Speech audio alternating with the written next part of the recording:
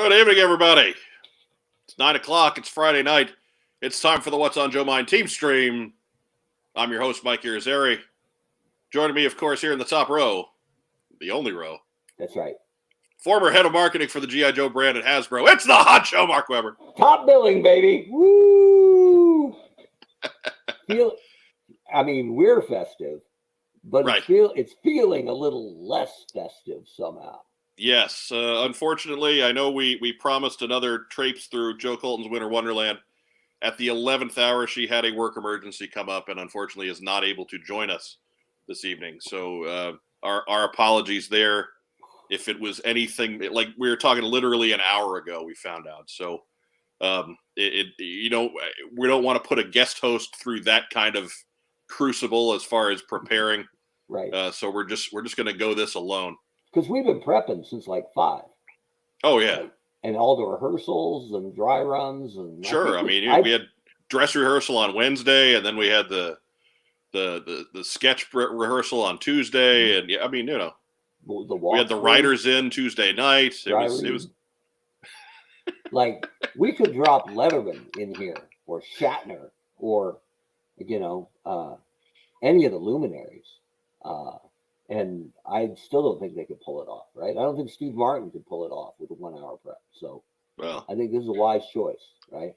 I mean, it could be more that Steve Martin just doesn't know anything about G.I. Joe, but yeah, he just talk about banjos, right? Like, be funny, man. Where's the chicken? Where's the arrow through your head thing? Come on! Whoever gave him a banjo 20 years ago. He's allowed to have. If I had a time machine, I go back in time, kick that guy in the nuts. Break that banjo. Make sure he didn't make it to the subway. He's allowed to have hobbies. Yeah, I know, but it's taking him away from what he's great at. I don't care that he likes the banjo. Right? I mean, Webb, I think it might be more that he made millions of dollars doing a job for like 30 years and then decided to do something else. Yeah, I suppose. But what if LeBron James all of a sudden just decided he wanted to play the harmonica all the time? Then whatever. Right? I'm not necessarily buying a ticket, but have fun, LeBron. I guarantee it. If I walked by LeBron playing the harmonica on the corner with an open harmonica case for change, if I even slightly brushed him, he would fall down like shot by a sniper. Probably. But he'd be fine. Man. Within seconds, he'd be okay. So it's fine. Yeah. Look, man, he's trying to put on a show. He's trying to be an entertainer. Had a kid who knows his basketball at school this week ask me if I thought Jordan could take LeBron. Okay. And I'm like, brother, you're talking team. Is that team or is that one-on-one? Because one-on-one, LeBron's got like 5 inches on it, 4 inches on it. Oh, 2 or 3, but yeah. But a lot more bulk. Yes. Jordan was cut, but LeBron's big. So. Yeah, and he's bigger. He's probably also faster. That'd be a tough assignment. Yeah. So one-on-one, it's a different story. But team versus team, man, in his prime, Jordan just didn't lose. Yeah. Right? Look at the murderer's row he put down on a. Yeah. I mean, how many guys just don't have rings from that era? Yeah, exactly. Right. When you're looking at the big failures of Barkley and Ewing, and it was like, what do you want? Mullen and Reggie and. Stockton and Malone. I almost totally forgot how terrifying I thought Run TMC was going to be when they got Chris Webber, right? Right. And you're like, how the hell did they get Chris Webber? And they dealt Mitch Richmond to get him, so that took the teeth right out of it. And sent him to Sacramento. Yeah. Oh.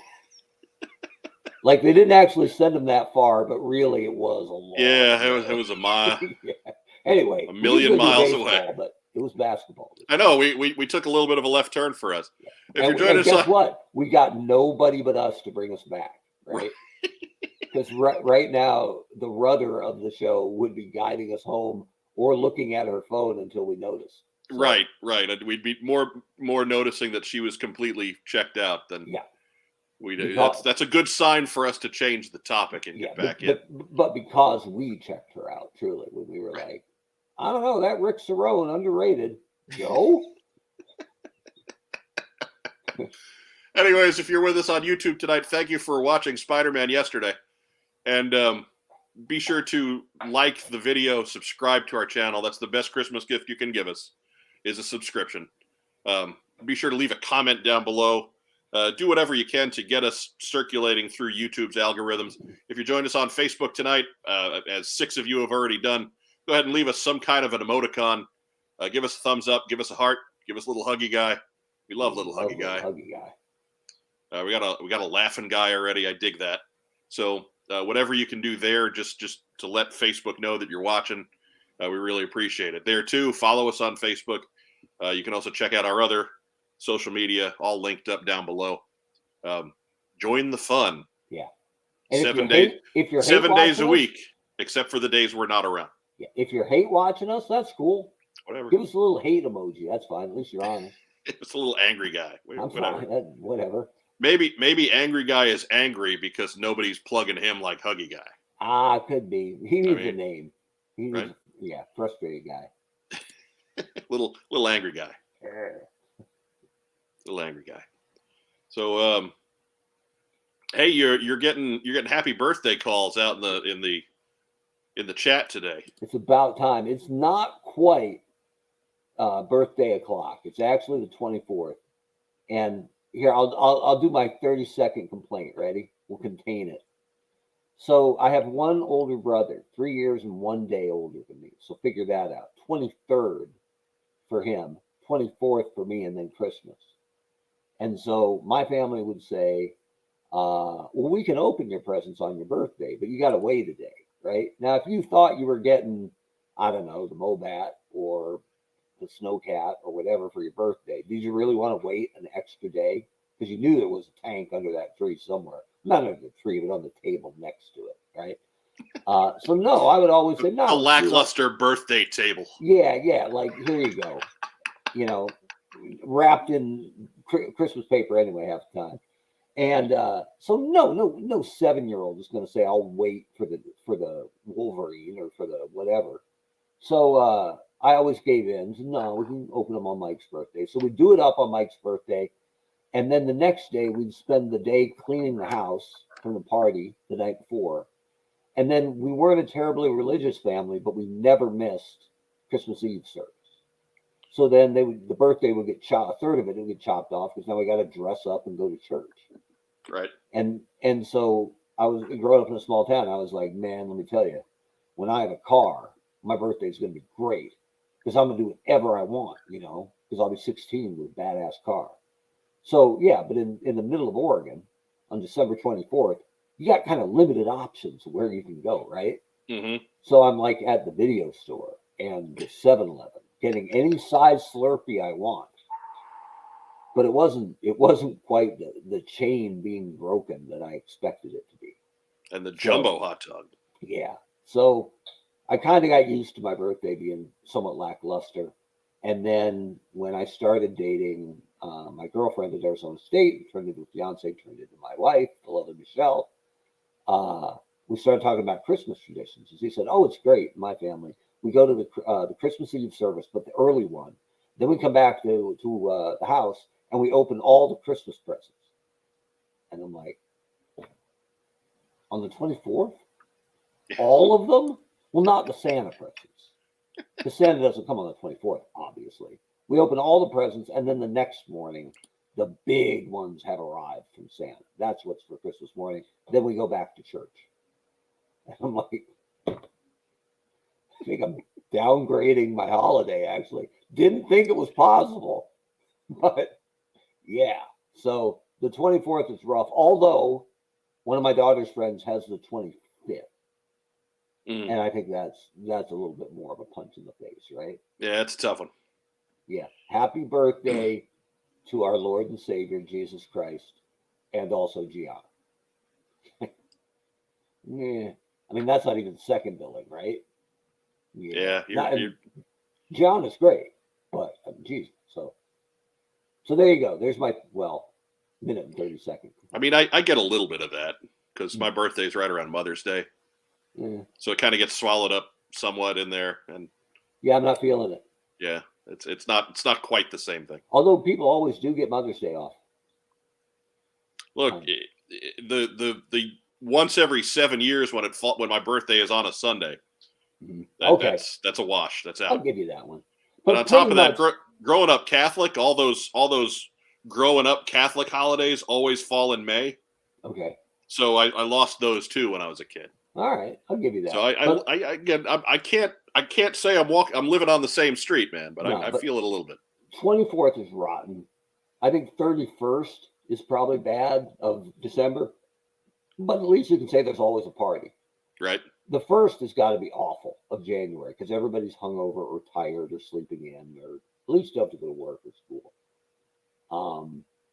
But Christmas Day is rough. 24th is next to that. But I think the worst is like the leap year babies who get a birthday every 4 years. The old Pirates of Penzance stuff.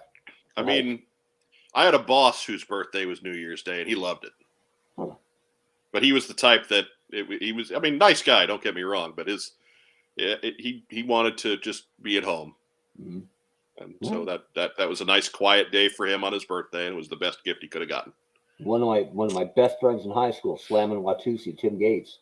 He was July 4th. Oh, right, there you go.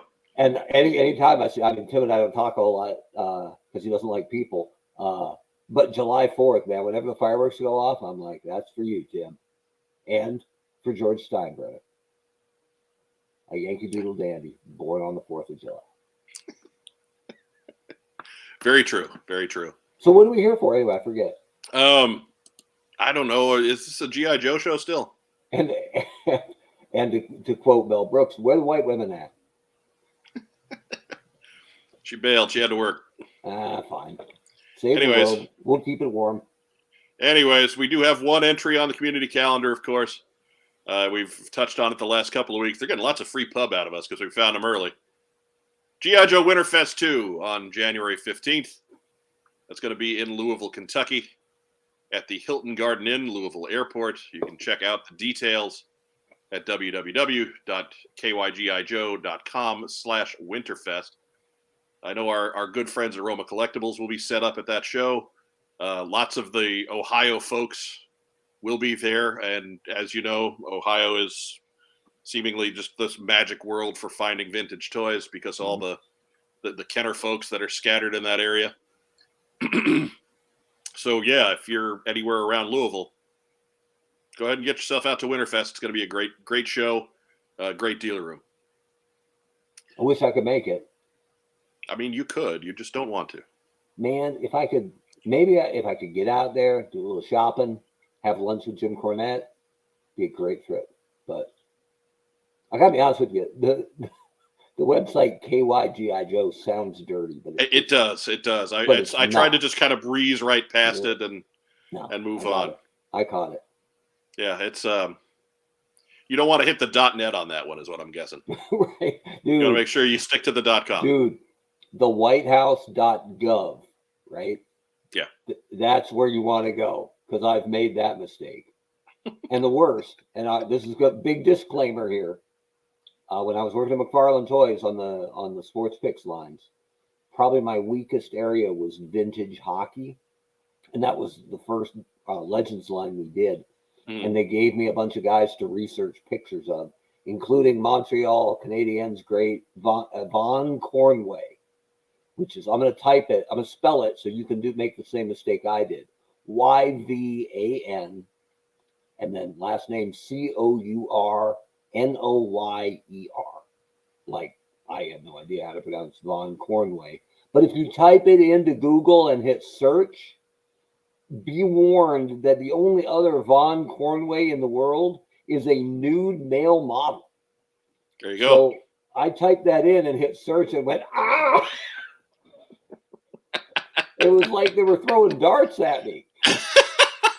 And I thought, I hadn't been there that long, and I thought they're going to fire me for sure. Yeah, you're out the door, man. I'll just walk out now. Woo. So I felt tricked, embarrassed, and humbled, let's be honest.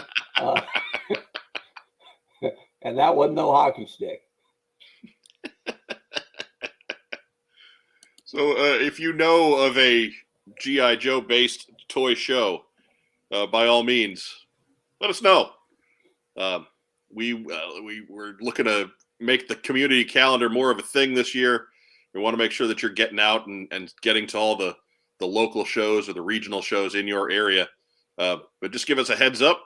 Send it to whatsonjoemind@gmail.com, and we will do our best to get it in there and get some free pub out for those guys and help them make a little show a little bit bigger.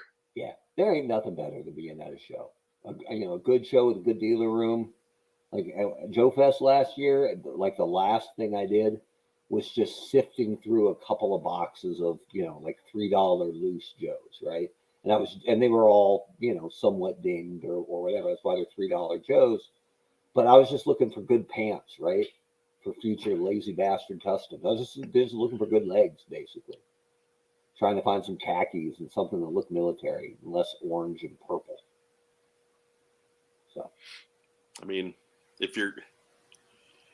I'm just saying that if you're out there in purple pants, chances are someone is going to try and shoot at you eventually. Here's what I want to do. And I'm a long way from it because it's been a long time since I've pulled out a Lazy Bastard custom. But once I've made enough, because I tend to make my customs are lazy, but usually I'm making something that was off look better, look more military, look more real world. But that also means I've got this little jar of discarded neon parts, right? So I can make some truly horrible customs just out of all the neon parts I've been filching off of troopers. So yeah, look out, because the Light Bright Brigade will hit at some point. It'll be amazing. Quick question here. How do we get a What's on Joe Mind t-shirt? Well, funny you should ask that rather. We have the answer just down below in the description, or just wherever it is on Facebook for you, Mario. But the link to our TeePublic page is there, and you can just go right there, and we've got these guys available with the traditional logo.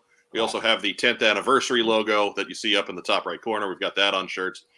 Any variety of colors. Usually TeePublic is running some kind of a sale. You might wait for the weekend because that's when they do that more often. But that's where you can get yourself a What's on Joe Mind t-shirt. Real easy. I got to work on a new WOJM WO shirt, right? So we can be too sweet. Coming soon. We can get away with that. Yeah, I mean, we could. Yeah. It's a lot of letters. It's kind of a stretch, is all. That's why it's funny. Because it would be offset, right? It would be like it was we forgot and added it on at the end. Question, are there hoodies? I believe there are hooded sweatshirts available. I think there are both hooded sweatshirts and non-hooded sweatshirts available. But TeePublic basically takes our logo and then makes it available on any number of different products. So check that out. They're adding new stuff all the time. Drink koozies. Right. Yeah, I think so. Lanyards. I don't know about lanyards. I don't know about lanyards. Luggage tags. I'm sure they would. I know phone cases are a thing, Ooh, I just got a new phone. That's a good idea. Yeah. Yeah, it's right there for you. Mm-hmm. What do you say we get into the news? First news item. Super 7 released images of their Reaction Wave 2. And, I mean, if these are your thing, great. They're not really my thing, but hey, I'm not here to judge. In Wave 2, you'll be able to get Bazooka and his Arctic gear. You can get Duke. You get Lady J. You can get a Games Master Snow Serpent drone. You get Major Blood. You can get Storm Shadow. We've got the Cobra Space Shock Troopers that you saw floating around the satellite in Part 3 of the Mass Device. Those guys are pretty cool. I really wish that they had made these guys in O-rings back in the day. Yeah, I like what they're choosing, right? Yeah. Like all the choices are really good. I just, the 5 POA is it's not my thing. No. I got the Blue Baroness because I thought it was cool that someone did the original Blue Leotard Baroness, and I don't know if I can hide her in a hiss turret or something, but it just doesn't work. And for me as a collector, sure. The one thing I'll give them, and this was the first time I had one in hand, was today at Newberry Comics out here in the Providence Place Mall. In case you thought, hey, was that Webb? Totally was. when I picked up the card and flipped it over, man, the peach file cards on the back, like full size, just total nostalgia kick right there, right? Yeah, Like it's all a nostalgia kick. Yeah, they've gone out of their way to make these nice to look at on the card, certainly. Dude, but the front is still, I can't, even with the explosion back and everything, it's still the 5 POA breaks it for you. But when I flip it over and I can't see that guy anymore, that Star Wars figure on the front, and there's that big, beautiful file card, like, to me, the articulation and the accessories sold me on Joe, but the file cards were just as important, maybe more. And the fact that we've still got articulation, we've still got maybe too much articulation. We've got the accessories, but we don't have the file cards like that. Yeah. And it pulled at the heartstrings. Not enough to grab that trooper, but it was cool to see. And of course, joining these guys in Wave 2, Super 7 has unleashed a massive wave of seamen. I mean, navy blue shirts. Yeah, there's semen all over the place. I know, it's terrible. Just 9 of them everywhere. Just ooh, ugh. Gross. No, not gross at all. Somebody's going to have to clean that up. Right.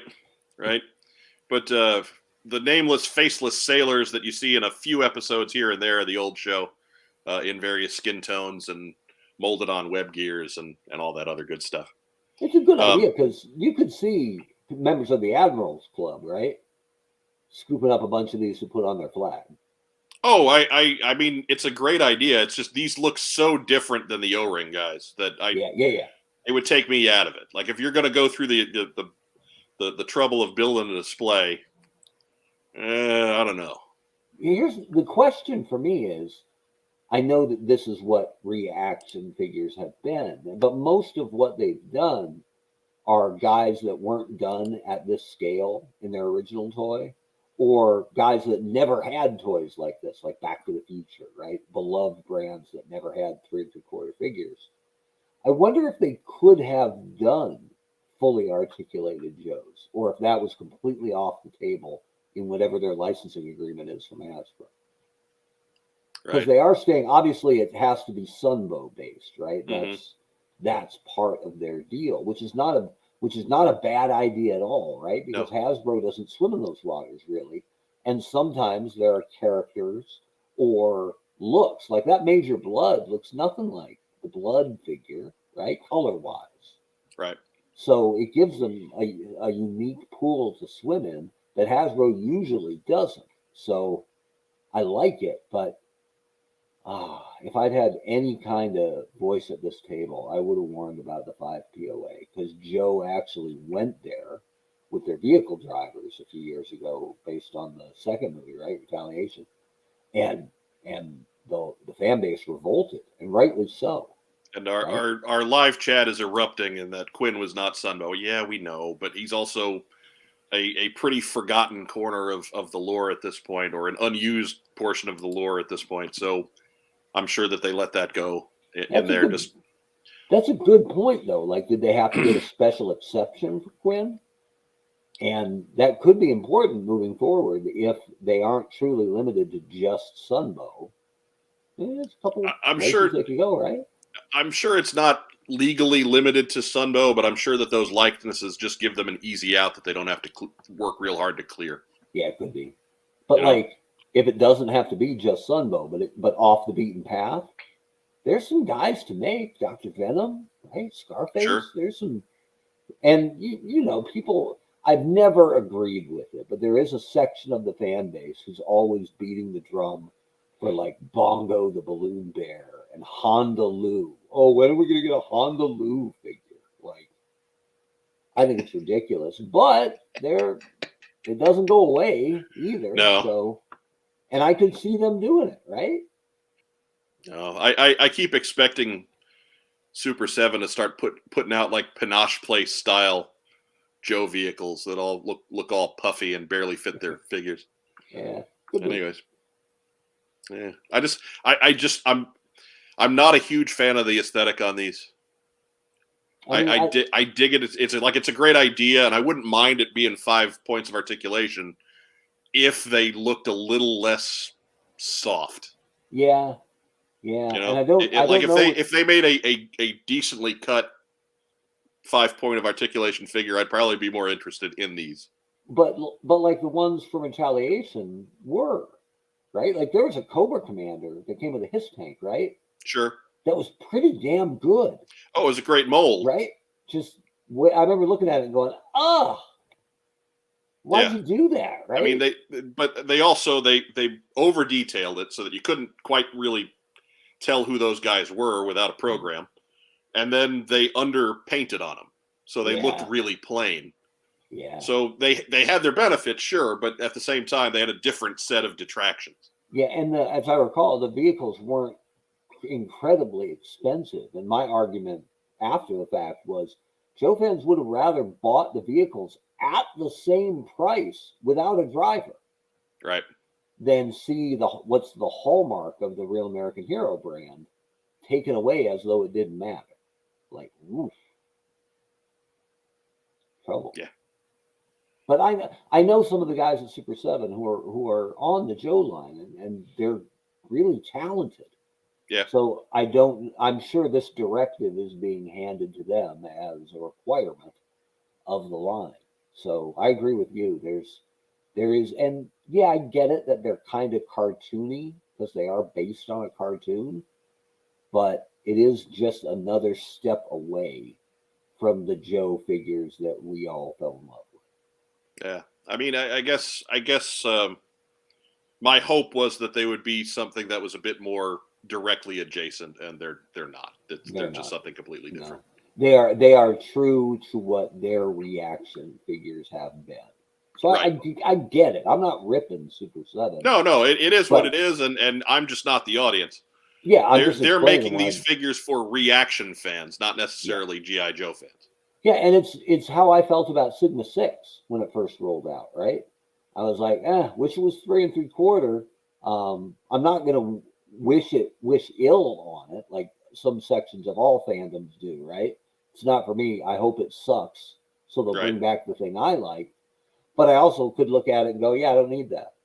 I don't need any of that. I think I bought like one to be able to just see how it moved, right? And then when they made the real shame of that was that they went to a different scale and went to 2.5, which is asinine. To cut all new steel, you're going to cut all new steel for an all new size, and you're not going to go back to the one that sold great. Right. You're going to introduce a new one. Yeah. Throw another one in there. Oh. And but I think I had the Firebat and the Vamp. Oh, and I got the Dragonhawk. Right, the Dragonhawk was phenomenal. So I don't care what it could have been 1-inch scale, and I would have bought it. It was so cool. But that's kind of how I feel about these. They'll have to hit me with a really well placed arrow shot to get me in on this. They got me with the Blue Baroness, but that's it so far. Yeah, again, it would be a real specific list of guys that I'd be shelling out for this at $18 for a soft looking 5-point of articulation figure. Like if they did, I'm not saying that I wouldn't buy any of them ever, but it would take like if you gave me Sunbow version of Flash, I'd have to buy that. Right. If they did Sparks, I'd probably be in. I'd probably be in on Sparks, and I'd hide him somewhere, right? But that's like in my display. Not that I have a display, wish I did, because then I could put it up behind me and look like a real podcaster. Right. But yeah, Sparks would be like seated in the original G.I. Joe headquarters, right? He'd be at that console, so I could try to hide his legs, which would be sticking straight out from the chair, and his hands would be typing. But it'd have to be, for me, it'd have to be something like that. That's why Blue Baroness got me. Like, wow, they haven't done Blue Baroness all right. In a while, yeah. 25th anniversary had one, but it wasn't great. It wasn't like Leotard Baroness, though, right? As I recall. It was a repaint of Leotard Baroness. And so it just didn't quite work with, like they gave it the color scheme of original Uniform Baroness, but it didn't really work like original Uniform Baroness. Yeah. So, but that's where they'll have to be to get me. And the other bit too, for the guy who's like, man, I'm gonna get I'm gonna get all 9 of the sailors and put them on my flag. And you're like, cool. With tax, that's $200. Yeah. So I think that's why I'm gonna collect these with sniper shots. Right. One guy every couple waves, but it'll have to be specific. Otherwise, it just doesn't get me. And I don't have a sense of how the fan base are accepting these. So I don't know. I don't know if they're selling well. I think they have their fans. I don't think Super 7 was looking to reinvent GI Joe with these. I think they have their people that they are, who have been buying reaction figures and all its different properties to this point, and GI Joe is just next up. Yeah. And it's a much beloved television property from the 80s, so it's right in their wheelhouse. Yeah. And so there you go. And I don't, to be clear, I don't want it to go away. No. Right? I like when there's a variety of Joe products, but I'm not a guy who needs everything. Even in 3 3/4, I didn't need everything. As a kid, with money in my pocket, I looked at Cobra Law and went, yeah, nah, don't need that. And when I got back into collecting in the later 90s, when eBay and having a job gave me some disposable income, I looked at the stuff I'd missed or didn't know existed and looked at Tiger Force and went, no, I'm good. And you're lost, man. You're lost. Python Patrol, cool. But the Conquest is a Joe vehicle. I don't need to Cobra it up. So that's how I define my collecting. But that's what I like about collecting is everyone defines their own collection. And you can't tell somebody they're missing something if they looked at DJ and went, yeah, no. Like, I got the first 6, but that's a bridge too far. Okay. It's all right, man. More Tiger Force for me. Because it works for me, man. Okay. So next news item. Oh, according to the Hollywood Reporter, Robert Kirkman's Skybound Entertainment is in talks to obtain the comic book publishing license from Hasbro.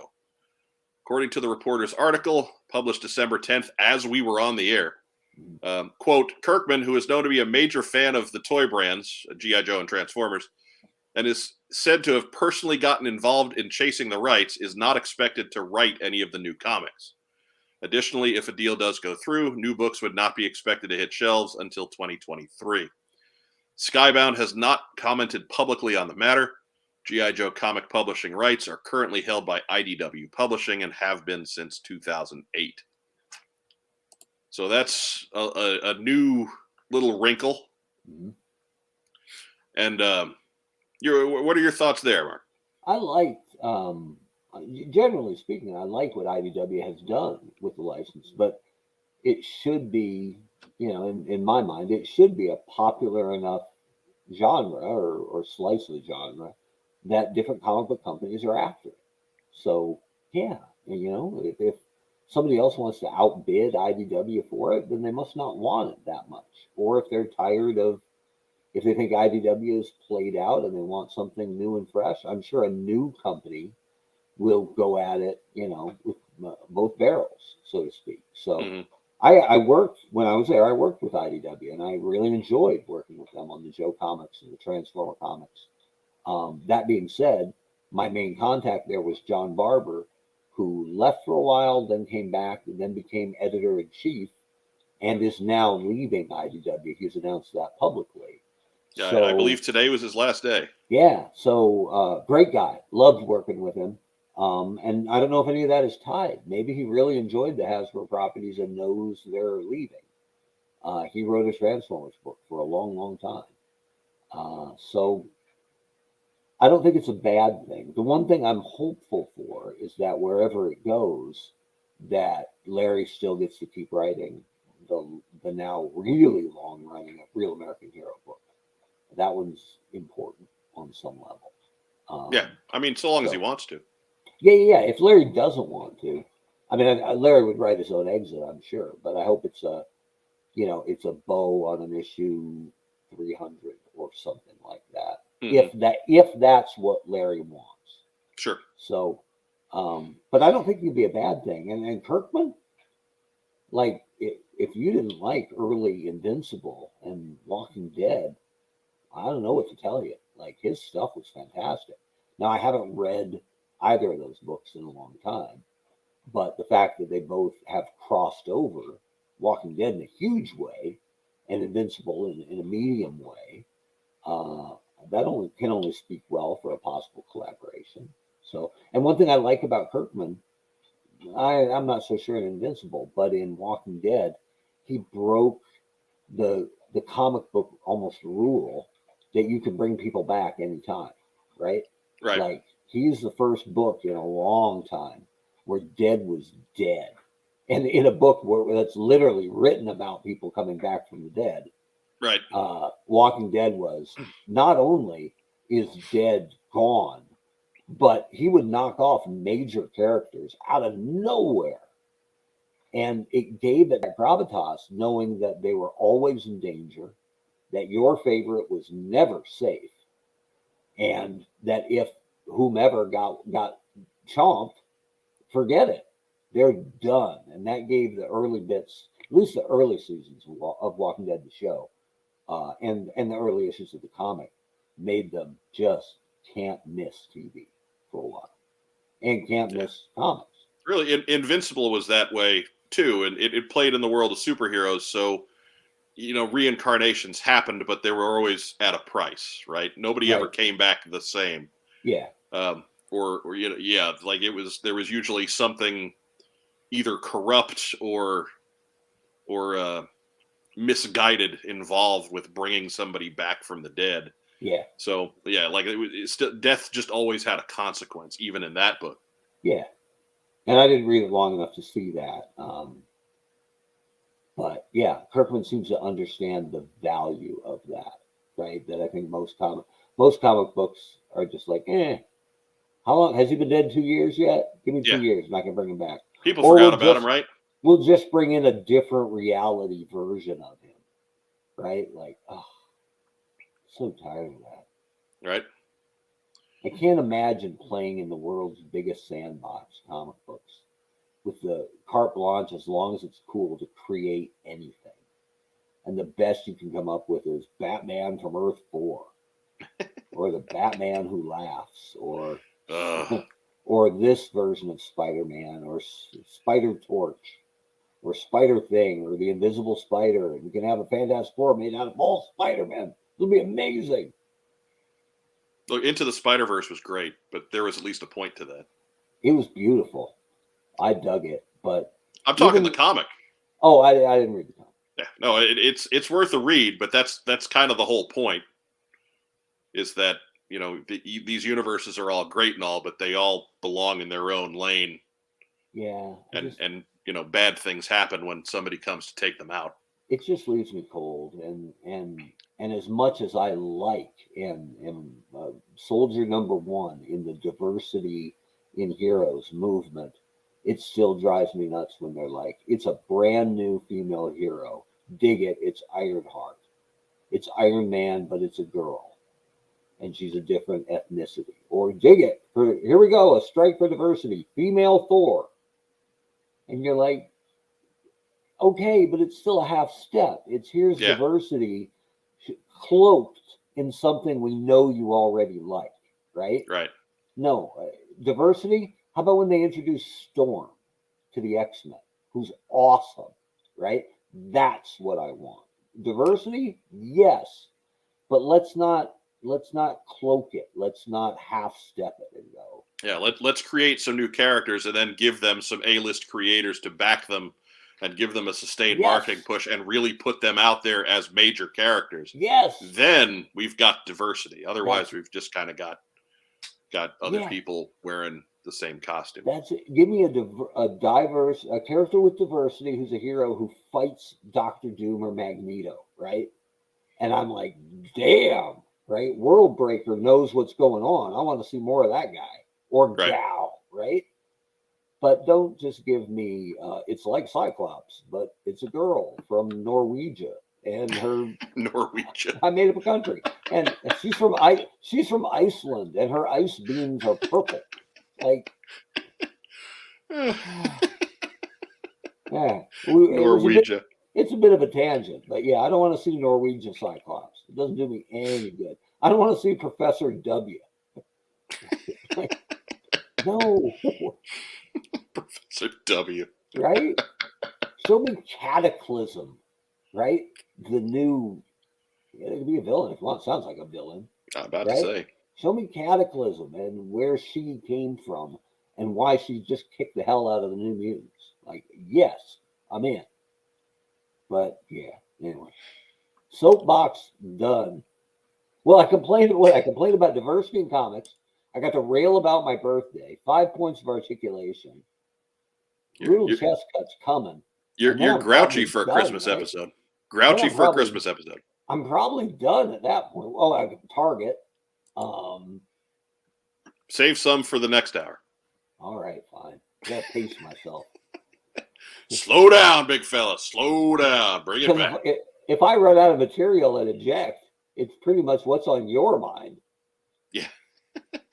Which I'd watch, but I need to write more notes for that. right. Here's Rob throwing the gauntlet down for you. Oh no my one would copy God. Cyclops. He's dull. Who does Rob like, comic wise? Comic wise, he's a Batman guy. Which Batman? From which Earth? I mean, good question. Does he like the Lone Ranger? I mean, who doesn't like the Lone Ranger? Well, Bruce Wayne doesn't because he ripped his whole backstory. So there you go, Batman. Jay Thomas loves the Lone Ranger. Loved the Lone Ranger. Telling you, man. I was a Lone Ranger guy as a kid, and I like Batman too. And then I'm like, hey, wait a minute. Which one came first? No, they're starting the drinking games, Webb. Brutal chest cut, take a swig. Yeah, do it. A good one. Next news item. Do. Oh, we're back to the slides. And I'm not sure who was asking for this. But yeah, it's Mighty Jax, and it is available starting tomorrow. That is from their off-work collection. That is Snake Eyes when he is not on the clock. He's there in a bathrobe holding a coffee mug. And I'm not sure who's asking for this. I'm not sure who asked for this at $69. But starting tomorrow, you can get that at mightyjax.com. You also have the option of paying for it in 3 easy installments of $23 per month. But again, I'm not sure. What's in his left hand? Is that a remote? I think it's control? the TV remote. Okay. There's more and better pictures on Mighty Jax's website if you want to see more. I just took the one that fit on our slide the best. You know what's the worst part of this whole thing? And it's geeky, but I think this is the right audience. Swords don't sit like that. If you sit your sword like that in its sheath, it's naturally dulling because the sharpest part of the blade is being pressed against the scabbard by gravity. Okay. That's why katanas and wakazashis and whatever you want to go the opposite direction. So the sharpest part of the sword, granted they're double-edged, but the part you are naturally going to cut with is up. It's not resting against anything. So yeah, boo for your sword placement, if nothing else. Michael Gene Fleming adds, I didn't ask for off-work Snake Eyes, but that is because I didn't know I needed them. Fair enough. Yeah. So this isn't the lame figure you want. It's the lame figure you need. Look, man, if you want to spend your $69 on this, you get to like what you want. Our phrase is like what you like. Don't be a dick. All right, fine. We don't get to be dicks. Yeah, if this is your thing, go for it. And it is a little bit kitschy and okay, cool, but he does have. Draws Walker points out his coffee cup is funny. It does say #1 Ninja. Yeah, I'll give you that. I mean, it's all right. It's obviously not movie Snake Eyes. I mean, he's got a mask on, so clearly it's not. I mean, just going by. Well, yeah, that's true. But going by skin tone and that he isn't actively manipulating someone or stealing anything right now. Right. maybe that Storm Shadow's mug. Maybe he just won't leave anything for him. It is white. Is this really a figure or a statue? I believe it's a statue. I don't think there's any posability on this. But boy, if he had a big cut right under the pecs there, just think of the posing options you could put in your display case. And is Snake Eyes holding the swear jar? No, but I did break the seal a little bit. But hey, that's our line. It has been for 10 years. So if you want to fill the swear jar, by all means, the link to our coffee is down below. We've had a number of folks step in with some one-time contributions. You come forward with a monthly contribution, we'll get your name on a placard at the end of the show every week, stating that you're one of the neat guys that or gals that back us every week or every month. So that's Mighty Jacks. Again, if you go there tonight, it's not going to be available for you. You got to wait till tomorrow morning at 10 a.m. Eastern or something like that. It'll tell you on the site. But you don't have to be there at 10 a.m. I mean, no, I have a feeling it'll be there for you if you're there at maybe 11 or 3 or 7 at night or April. Yeah.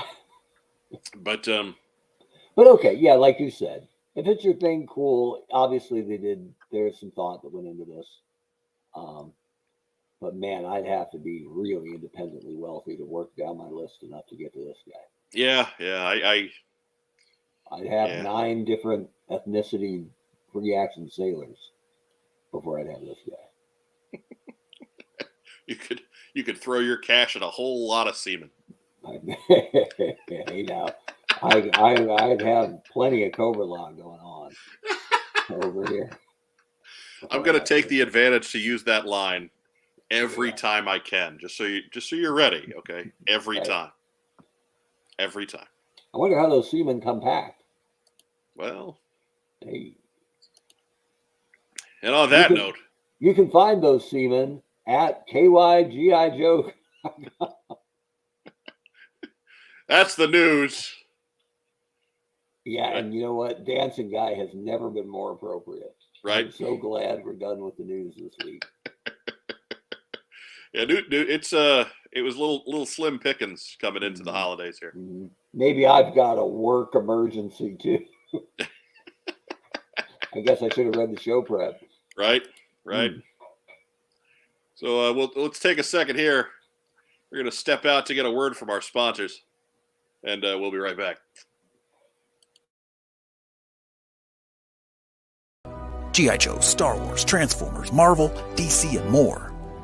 Located in beautiful downtown Kokomo, Indiana, we are open every Wednesday through Saturday from 12 to 5. It's a theme park of nostalgia. Join the thousands of people who have traveled from all over the Midwest for over a decade to buy and sell with us. Get your geek on. Now back to What's on Your Mind. That's what I'm talking about. That made up for the whole news segment. Right.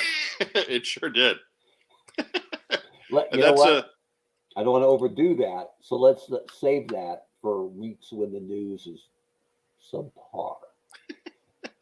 But that's Torpedo Mike's little one. Outstanding. And he is gracefully. I don't know what it is. He very, very nicely put together a little intro for us. That's outstanding. I dig it. I was proud of my daughter picking a Christmas movie tonight and going with Die Hard. But now I've totally been outdone for bringing him up right. So Torpedo Mike, salute. Now, Rack Time Rob's going to fight with you because he's squarely in the not a Christmas movie camp. He also thinks Cyclops is dull. So I might downgrade him from Oli to Roma. Ooh. Not collectible. Ooh. That's kind of rough. Uh-huh. I mean, maybe Mongo. Would Mongo be the lowest? No, Roma's the lowest. Mongo, look, Steve Mongo McMichael was never much of a wrestler, but that doesn't mean he wasn't entertaining. Yeah, I guess that's true. Roma was actually a decent wrestler. He just wasn't. But he was not. But somehow he was not entertaining at all. Yeah, that's true. A young stallion, though. Better than Jim Powers. As we discuss the ins and outs of the lower half of the Four Horsemen roster. If you actually were to build the worst horseman possible, it'd be what? Oli, Roma, Mongo. I don't want to put Malenko in there, but he was boring. Well, I mean, that was just a bad fit for him. Malenko was awesome. It just not as a horseman. No, just Jeff Jarrett, not really annoying run in his career. They did finally add him, didn't they? That annoying run that began when he was 18 and hasn't ended yet. He started. I bet you Rob loves Jeff Jarrett. Rob wouldn't know Jeff Jarrett if he walked in the room with a T-shirt that said, "Hi, I'm Jeff Jarrett," which he just might do. Which he is very look. If one classic wrestler is going to do that, he's the one. I never got the Jeff Jarrett stuff. Never. No, he was an undercard champion, and that's where he needed to stay, and it didn't quite work out. But due to influence and family relations, got pushed a lot further than his talent or promo ability should take him. Anyway. But Rob's going to continue to pick a fight in the live comments. I'm just not going to put them on screen. He needs to relax a little bit. He can do that, right? Yeah, he can do that. I'd like to see him give himself a 5-minute timeout. That would be entertaining. That would be cool. That would be good times. His wife was also a demon clone. I'm just going to throw that. Oh, good. No, don't humor it. I'm not putting it on the screen. So all you're doing is having a one-sided argument, and nobody can follow along, and nobody thinks it's entertaining. That's fair. But guess what? I just won that one-sided argument. It's one-sided, like WOJM. So we got lots of time tonight. If anybody has questions relating to the property, relating to the holiday, relating to anything, this is pretty well an Ask Me Anything segment here on What's on Joe Mind to wind up the year. Next year we got something, or next episode in 2 weeks when we come back to the live stream, the TeamStream, we have something planned that will probably take up most of the time that we're on. So if you got any burning questions that you just have to know, this is the night. Yeah. Pick on Joe Mind. Right now. Totally wide open. Guess what? Oh, I hope my brother's not watching. Guess what I got my brother for his birthday on the 23rd? What'd you get him? He's not watching. Well, I got him something big. Why not? So I got him. He's busy, bouncing. Look, man, my older brother's watching. My older brother's a bouncer at a bar he owns. How good is that? You got to leave. Says who? Me. 6'5", Mike Weber, the big one. Yeah. You need to leave now. The ex-cop. Anyway, I got him this. It was the first Christmas or first gift at all that I bought this year. I bought it in February. It's a legit looking butterfly knife. And when you undo the thing at the bottom and pull the handles around, it's a butterfly spoon. It's outstanding. I've seen one of them before. So good. And I bought it so early that, of course, I lost it and couldn't find it. So I had to send it separately. I found it today. So hopefully he opens the spoon for the birthday gift so he can have a disappointing birthday like I always did, and then saves the good one for Christmas. The gag gift for the birthday only works if the Christmas gift is tremendous, and it is. So there you go. So Diana Davis asks the big Christmas question. What was the best Christmas morning you can remember, Mark Weber? I mean, the real answer is, man, once you have kids and it's the first Christmases that they get it, right? When they aren't just cute tearing wrapping paper because it happens to be in front of them, but when they're actually shaking gifts and excited for Santa, and there's not that early Christmases as a dad are actually better than early Christmases as a kid. But the one, because I always kind of understood the price level my family could handle, what I could request and what I couldn't. And so, like, headquarters or whale was kind of it. Anything more than that was just never going to happen. So I knew I wasn't ever going to get a Terrordrome. And when I saw the flag, I was like, well, that would never happen. So I didn't ever have one of those gigantic boxes under the three things. But the one I remember Joe-wise, the one I was dying for was the hydrofoil. I just thought that looked like, like death on the water. So cool. And mom got it. Mom got it for me, and I thought it was the hydrofoil. And I went to the store with a Craftsman measuring tape, and I measured the box in the store, and then came home and measured the hydrofoil, and then just like a smarmy little 9-year-old should, or 11, I guess. I'm like, thanks for the hydrofoil, Mom. The day before Christmas, right on my birthday, I'm like, thanks for the hydrofoil, and she was so bent.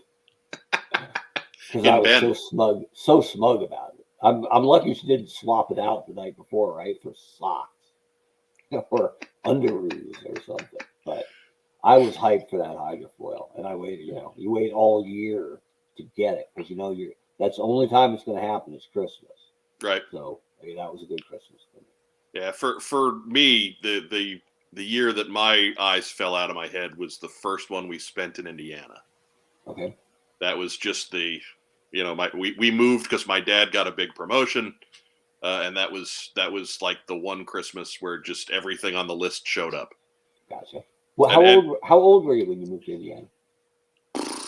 11, 12. Okay. Something like 12. Okay. So I mean, it was even at a point where we were just starting to get to the end of it, but it didn't matter because it was still what we were into. Right. And yeah, it was just awesome. It was neat to have that because us too. We didn't have we were not a really well-to-do family, but that was the one where it all kind of fell into place. Right. So as far as being a kid goes, that's the one. What year? Go ahead. I was just gonna say I don't have kids of my own, but I was reading somewhere and I think it makes a lot of sense. I think it spoke to me when I read it that as we get older, us guys, we just want everybody else to have a good Christmas, and that's our Christmas. Yeah. So I mean, again, I don't even have a family of my own for that to play out with, but that's still all I want. Right. Yeah. Anymore. Like over the course of the year, if I see something, I buy it. I don't, or more often it's I need something. I need a dress shirt. I need socks. I need clothes. I need some electronic knickknack to make something work. I don't bother waiting until Christmas for it. Yeah. Yeah, but, I've been told that too. You're hard to buy for.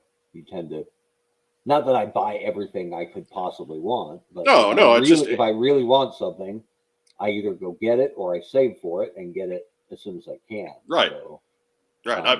I mean, I'm not hung up on big stuff. So yeah. Like I had a TV that wasn't the greatest, but it was plenty good. So I don't need the biggest TV. What am I going to do with that? Yeah. I can still only watch one show at a time. Well, unless it's picture in picture. Yeah, that's a waste. What year was the Phantom, the stealth fighter for Joe? It was 88 or 89. 88. So I think it was 88. I know that was the last time I asked for a Joe vehicle for Christmas. And I was already just starting to age out of it. But it was so cool. And I was always a jet and pilot guy for a Joe. There was some real world buzz on that Phantom Striker, though. Yeah. And I remember when I made my list, I remember thinking this is probably the last Christmas I'm asking for a Joe vehicle. Because at that point, it's been so dominant for 6-7 years. You assume they'll make them forever, right? Right. And I thought, this is the last one. And so even then, when I opened it, and I was really happy to get it, I still knew, this is probably it. Like, I'm probably not in next year. And I wasn't until 98 or so when eBay popped up, and all of a sudden, I had some disposable income, and there were Joes I'd never seen before. And YoJo.com became my favorite website on Geocities or through my Netscape Navigator dial-up. Are you calling it Geocities on purpose? No. Okay, all right. I was going to say, I hope you're being ironic there. Yeah, no, I'm just thinking of that old stuff, the Alta Vista stuff that doesn't exist anymore. No, right? with the sprite graphics and The internet was such a tawdry place in the 90s. Man. I actually was on the old use.net boards. I used to get printed lists from guys in the mail about what they had for sale and things like that. And there was you just had to trust them, right? Or get there was a guy, he had a list, and he said, look, I have a box full of old HISS drivers and Viper pilots, or he just identified them as Cobra troopers with silver symbols. He didn't really know what they were. Mm-hmm. And I'm selling them for $5 a piece. So anyways, I flipped the couch so hard it broke. And still have those 2 Viper pilots in little boxes tucked away. That's one of my big needs. And, not to toot my own horn, but I don't have to have everything. I don't have everything. But I have my original Viper pilot, and there's only a speck of silver left to prove that he wasn't just a Cobra trooper. So at some point, I wouldn't replace him. Like, I'm never going to get rid of my original Joes. But I need a good Viper pilot, and that is, what is that now, 350? Oh, yeah, I haven't looked. Yeah, I know it's going to hurt. I know when I got them for $5 a piece. Yeah. That a year later, I looked into it again, and it was like the lowest price I was finding then, and this is 20 years ago. Yeah. Was $80. Right. Because they were already aging poorly. Yeah. Right. If you played with your Viper pilot, you probably half ruined that symbol, and I totally ruined that. Well, that's the good thing. Those red symbols are real tough to come off there. So if you have one that doesn't have a symbol, at least it was a Viper pilot. I guess that's true. Vagon wants to know it. So at what point are we getting a big ripcord? I'm going to guess you mean a classified ripcord. I would think that he's probably pretty high on the selection list as far as what's left. Mm-hmm. There aren't a whole lot of Joes that had a big role in the comics like Ripcord did for a while. Mm-hmm. Was featured a number of times on the cartoon. We never got a Ripcord episode, but he was around a lot. Like, he did a lot of stuff on those cartoons, so we remember him there. And then had the big spot in Rise of Cobra, for better or for worse. But it put him in the mainstream for that movie. So I would think that Ripcord's spotlight is bigger than most of the guys who are still on the table. I think that's where they're missing the boat a little bit. And if the accessories make it harder to do, maybe there's only one guy per wave or every other wave. But man, those specialty gear guys like Blowtorch or Alpine or Snow Job, or if that name's problematic, Blizzard, or Torpedo, or Ripcord, the guys who come with different kinds of gear or for different kinds of environment. I think there's lots of untapped potential because there's so many characters to choose from. Come on, man. We got Arctic Storm Shadow. What are you talking about? Yeah, I know, but did he come with snowshoes? Maybe. Famed Arctic warrior Storm Shadow. Right. Yeah, the guy who always wore white, and then they sent him to the Arctic and he mixed in a whole bunch of black. Right. Why not, right? Whatever breaks up the line of sight, man. Yeah, exactly. What is that guy who's got white boots and a white top, but black in the middle, running out there? Hard to hit. But yeah, I would love to see guys like that. I think the line needs it on some level. So yeah. We'll hope.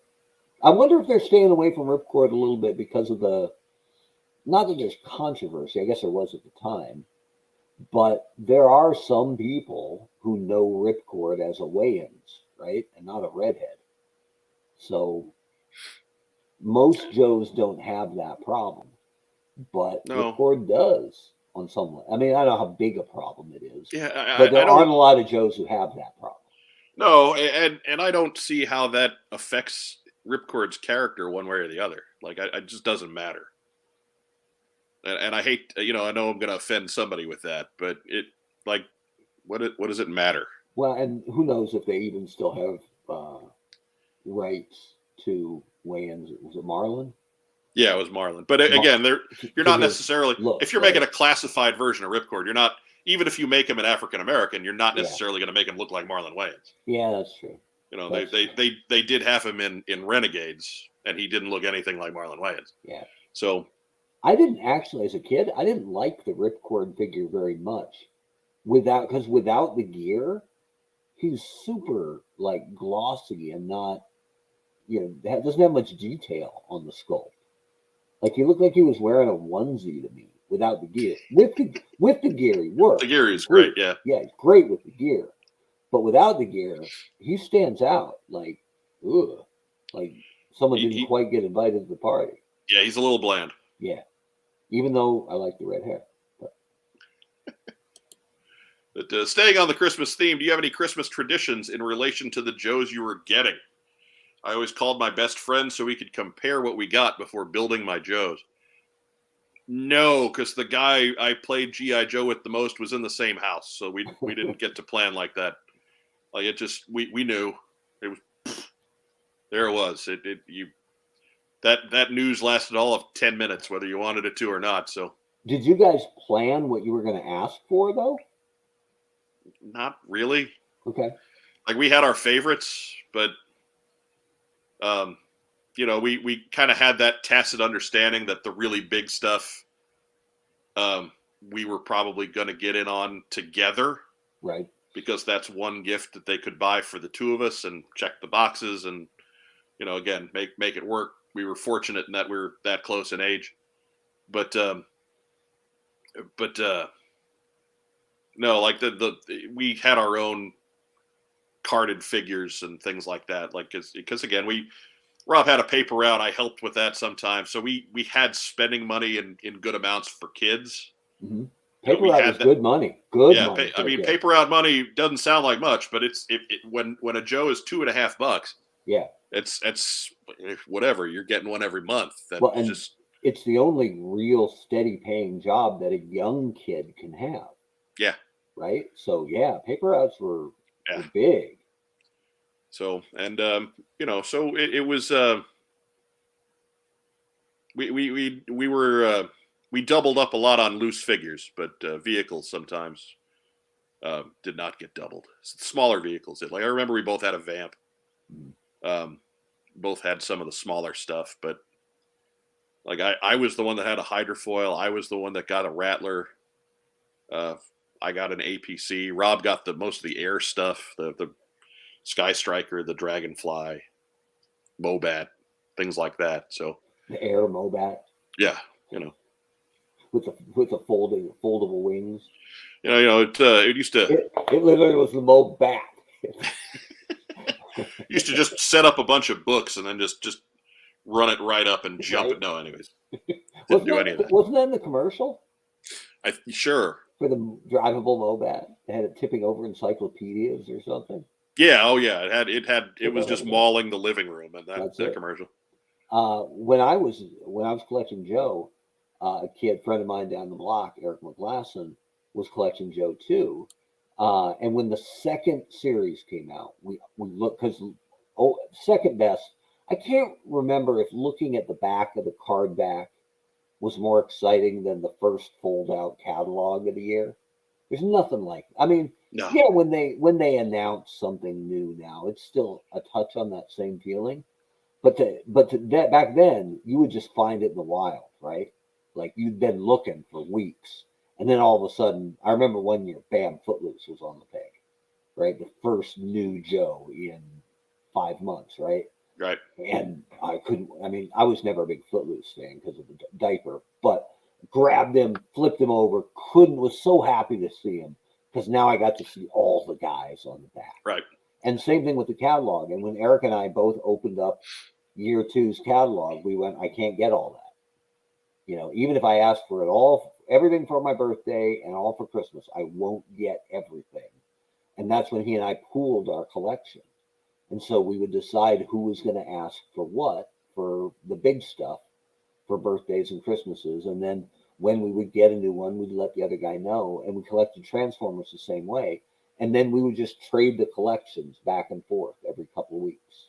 And the parents were just waiting for Armageddon to happen, right? This would never work. But it did, because we were both we played with them, but we were careful with them. So it wasn't like, hey, I broke your gung ho. Oh, I broke your Fangcopter. That didn't happen with us very much. And eventually, I think it was in the 4th year of Joe. Eric had the paper route, and his family went to California for a month. So I did the paper route for a month. And I was a 5th grader and he was a 6th grader. So we were in different schools at that point. And he came back and he owed me like $48, right? Like, that's a lot of money for back then. Right. And he was already, he was a year older than me, started to get more interested in girls and archery and other stuff. And he said, hey, man, I got an idea. Instead of the $48, how about you just keep the toys? I was like, you kidding me? Half of everything ever made through the first 4 years of Joe for $48? Even $48 at, 1986 money. I jumped all over that. Sure. And so that was how the Christmas thing worked for us. Eric and I would plan out what we were each going to ask for. And we managed to get one of almost everything up through the flag, which broke us. And the one weird hole, neither of us ever got the Mauler. I got my first Mauler last year. Oh, wow. So, and for something that was a staple of lots of people's collections, I don't know how that one fell through the hole. Because it wasn't that I didn't like it. Mauler's great. And if I had got it, I'd still have that microphone. Yeah, maybe. I don't think I ever had that microphone. We didn't lose much. Like, I have everything original that most people lost. I got Firefly's phone, right? I got all that. Look, I'm there with you, but that microphone is pre-lost, as Gary Godso used to say. Pre-lost. I like to think that I would have held on to the microphone. Like, I've still got Lift Ticket's microphone. Yeah, me too. But Heavy Metals ran for the hills early. I shut down an online auction the other day when they were showing stuff off, and they put up a Nitro Viper, and they were proud of his gun because it had the gun with him. And I said, "Where's the file card?" And the guy said, "Hang on, let me look." I'm like, it was a joke. You're gonna look a long time for that Nitro Viper file card. Yeah, it's not going to go well. No, Joe Self has a question for me. Would I pick up a Reaction Beachhead? Probably. Yeah. You have the pop, he'd stay on the card. I do have the pop. Yeah. Yeah. So he'd just stay on the card.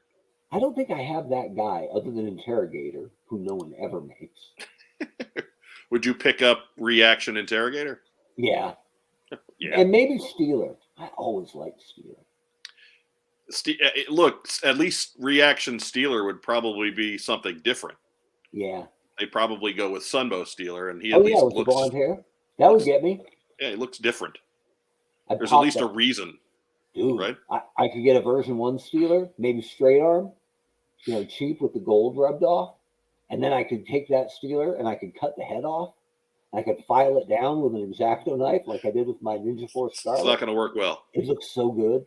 It's not going to work well. No. It'd be delicious. That will not look good. Yeah, that $20 a pop, it's not exactly a cheap project. If you know it's probably doomed. 46 Zone asks, is there any chance Hasbro will make more of the 1/18th scale concept vault figures like Televiper, Stinger Driver, Cobra Officer, etc.? I got an opinion on this. Go ahead, Mark. No. Yeah, I agree. Even if it's beloved and never made, most designers don't want to follow somebody else's unreleased concept. So, no, I don't think ever. Yeah, I just enjoy the photos because I think that's all we're ever going to get. Still was kind of a weird, unless they really thought they were going to make all of those, that was a really weird decision. It kind of was. I think maybe they were planning on it. Like, I don't think you're expecting to get them all done, but I think that was the direction for things, and then something changed. Yeah, I guess maybe it was kind of crowdsourcing on some level, right? Let's see which ones of these really resonate. Yeah. But do they have Geocities in Norwegia? Diana wins. Since we got Mario Cantu asked, since we got barbecue, do you think Blowtorch is a possibility? Sure he is. Sure. I mean, they're all possibilities. I would push blowtorch just for the color break on peg, right? Assuming you're doing Yeah. the super yellow, and even the original blowtorch, there were some improvements to be made, like the fact that the mask was 1,000% yellow, even where the visor should have been. Like, I think you could make a blowtorch that wouldn't look hysterical in the pack, right? That would actually look imposing. So yeah, I'm all for that. They're all possibilities. Blowtorch back in the day was a huge seller. Kirk Bazigian said that many times. And just the fact that he was bright yellow and red and stood out on the pegs seemed to make him candy. He was the first garish figure, wasn't he? At least on peg. Yeah, I mean, gung ho, kinda, but yeah, the blue. Blowtorch took it up a notch. Yeah, and look what they did. Airtight was the very next year, right? Yeah. So they obviously weren't afraid of it. And so was Barbecue, for that matter, and his orange. But Firefly asked, "What do you think the first couple of waves will be for O-ring in 2022?" Oh wow! I mean, good question. Are we sure we're getting waves of O-ring in 2022? Yeah, I don't know if what we think is necessarily a good question, so much as what we'd want to see is a good question. I think the Sky Striker campaign was sort of a litmus test for is there collector appetite here. I don't think because they would have had to have planned it well before right the Sky Striker thing even got announced. So no, I'd boo late 22, fourth quarter maybe. Yeah, I think we'll see a smattering of O-ring offerings in 2022. I bet you'll see a small line, 4 or 5 figures, Walmart exclusive, fourth quarter. That's my guess. That's not no inside knowledge on that. That's absolutely none. 100% speculation. Yeah. But when we know for sure what's coming ahead of time, we'll let you know. Right. We're good for that, ain't that right, Mike? we share readily. Yeah. We share readily. Just not our sources, plural. Correct. Yeah. But I mean, I don't think that the first figures we're going to see out of that line are going to deviate a whole lot from what we already know is going to happen. Like a Cobra Trooper is going to be early. Cobra Commander is going to be early. Scarlet's going to be early. So I think they're going to play some of the greatest hits right out of the gate on that one too. As annoying as an answer as that may be, I have a feeling that's how that's going to go. If I was there, and I sure I'd get voted down, I would fight like hell for a brand new character. Right? Like I'll give you 4 hits, but I got to have one brand new guy. Just so or at least somebody that didn't come out in that form before, right? No, I want like what we tried to do with Tombstone, right? Okay. I want somebody brand new just to look at the numbers, right? Give me 4 absolute all-stars and 1 brand new guy or gal, and then even pack them, and let's see who doesn't sell or sells less. Right. I bet the design team would love to get that new character. Yeah. I'm sure design. I'm sure you'd get some inspired work. Yep. Yeah, and the ones just like they did back in the day, right? The ones that didn't quite make it, there's some of your candidates for the next year, right? But both Joe and I love, I like what the Joe team's doing. I love what Transformers has done over the last couple of years. But new. The lines were built on 80% new characters every year. Like, it shouldn't be a shock when we get somebody brand new. So do it. Right. Do it. Ryan Sweeney asked, do you think we will see Don Moreno in the classified line? Yeah, eventually. Also, do you think Shipwreck will be in the next classified figure with a pet? Thank you and happy holidays. No. It's actually Shipwreck. Yeah, I mean, look, I'm trying to be civil here, Mark. We can't all spell perfectly all the time. Mr. Spelling Bee champion Mark Weber. Maybe we should go to Shipwreck school for people who can't read and write well. You are cranky today, man. And Cranky. it's a holiday season. Cranky. 1 week till But- my birthday gets forgotten. Again. Right. Should, At least you're looking forward to it. should have a countdown. Tyler. I think we'll see Dawn Moreno sooner rather than later.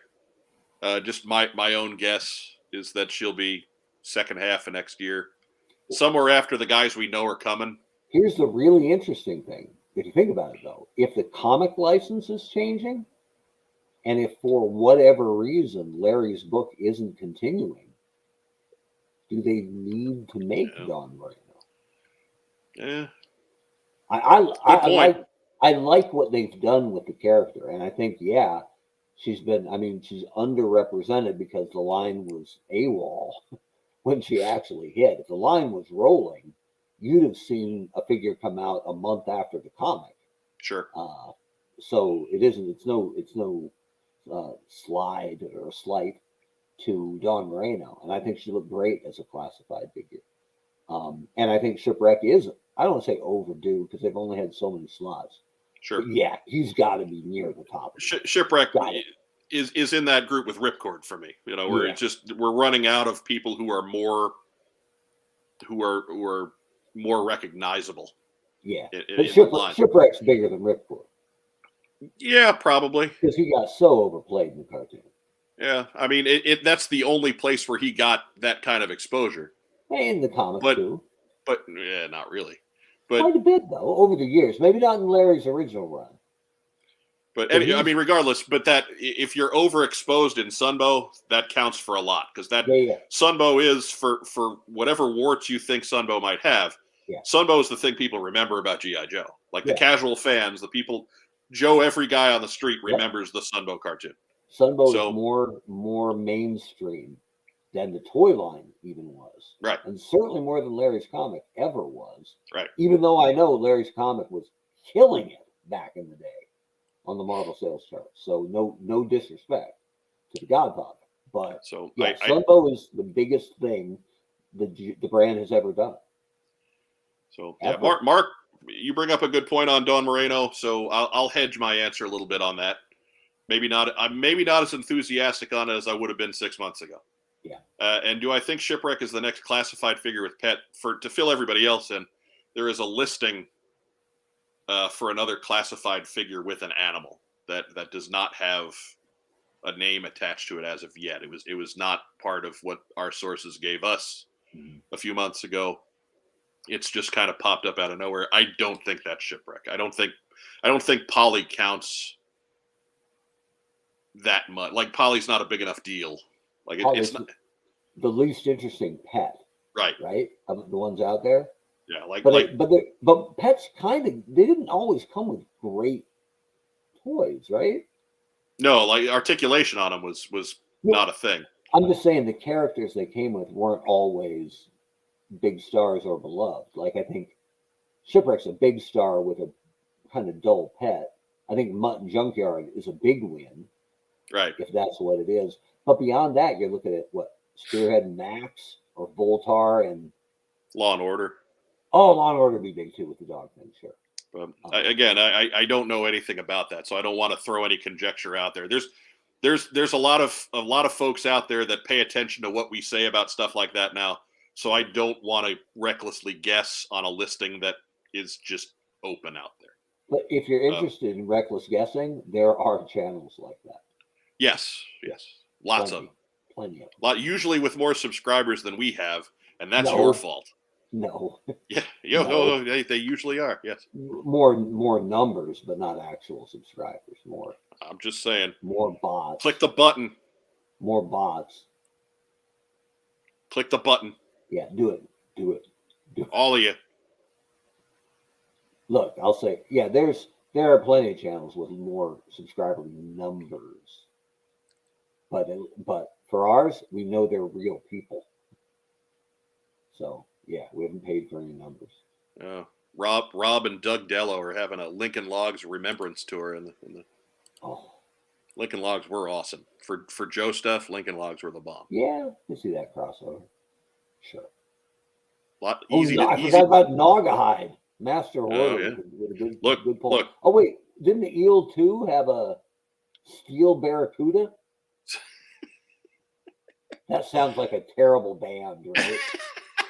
Ladies and gentlemen, Steel Barracuda. It's like a Heart cover band, isn't it? No. It's like they open for Skid Row, who opens for Allison James or something, right? Like Steel Barracuda, a loving tribute to Heart.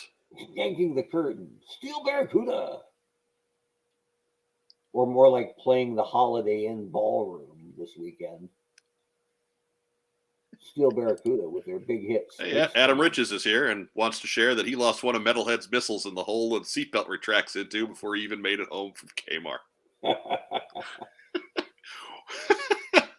That's awesome. That's fantastic and terrible. Like, I feel for young Adam Riches right now, but wow, it's the Kmart reference is what stamps that as authentic, right? Yeah, solid.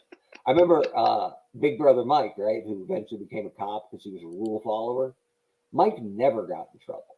Like, he was a rule follower, so I became a cop. And one time, I know what that's like. Oh, see? And so when he did something completely wrong, it stunned both of my parents. Like, they didn't know how to punish Mike because Mike never got in trouble. And I wasn't a bad kid. I was a normal kid, which means I got in trouble now and then. But I got in trouble a lot more than Mike did. And so when Mike did something patently wrong, he wouldn't get in trouble. And the Joe tie here is this. I'm sitting in the back seat, I think in the middle so I can see. Mom's driving, Mike's in the passenger seat. It's 84, maybe 83. He's in the front, and he holds up my Destro figure, right? Mike is done collecting. He only collected the first year, and then he got out. And I got his Joes, so win for me. He holds up Destro, and I'm like, whatever, you have my Destro. And then he holds up the cigarette lighter, which he had pushed in to show me that it's red on the bottom. And I'm like, dude, number one, I know not to play with a cigarette lighter, right? But Mom's driving, looking at traffic, and he moves the lighter closer and closer to Destro's face, right? And then I smell the smoke, right? I can see, not smell, I probably saw it first, right? There's contact being made. And so I go, Mom! And she's like, don't yell in the car, Mark. Scare me, have an accident. I'm like, he burned my G.I. Joe, my Destro figure. And Mike said, no, I didn't. I said, look at it. And sure enough, the nose is shorter, and I think it's skin colored under there. I'm sure. It's not. It ain't silver all the way through. No. So I had literally the smoking gun right there. Like, look at his nose. It's flattened and miscolored. And Mom waited for a stop sign and looked over at the evidence and said, why'd you do that, Mike? And he said, oh, I thought it was all metal. Like, he didn't think it would burn. He thought it would heat up. Right. Which is bullshit. Right. Yeah. But he got away with it. Everybody hit up the swear jar. It's not. Joe's breaking the seal. Pretty rare.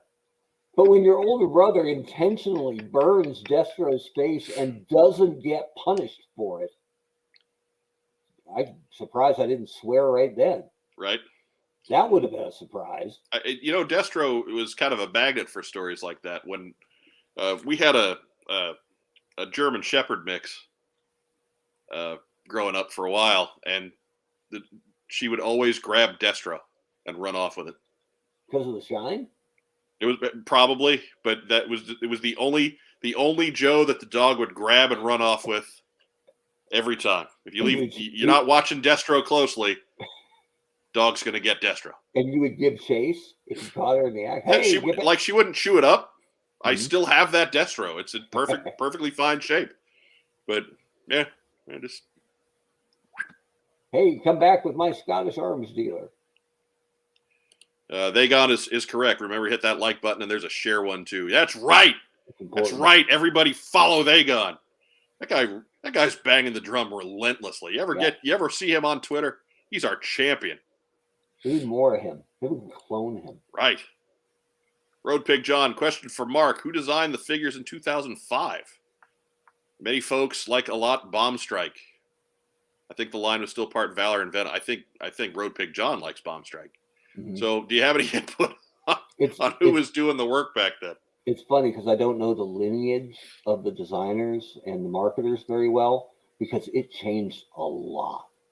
Like Joe was not, even when it was, when you look back at some of those years when they put out like 8 comic book packs, like I would look back at those years when I was working on Joe and my item count for the year was 5. And I'm like, does that include San Diego? And they're like, oh, yeah. Come on, man. I get 5 new things for the whole year. And remember, one guy with a headband painted differently means new item. So when I look back at the years when they were making 8 comic packs, like just ridiculous. So, but I do know the lineage of the Blackout, who's his brother? Barrel Roll. And Bomb Strike is that they're brother, sister, right? Mm-hmm. But their last name is Stahl. That's Dwight Stahl, who after working on Joe moved to Marvel and stayed and is still working on Marvel. Yeah. So he's the design godfather of the Marvel Legends line and a great guy, a guy I was super friendly with when I was there.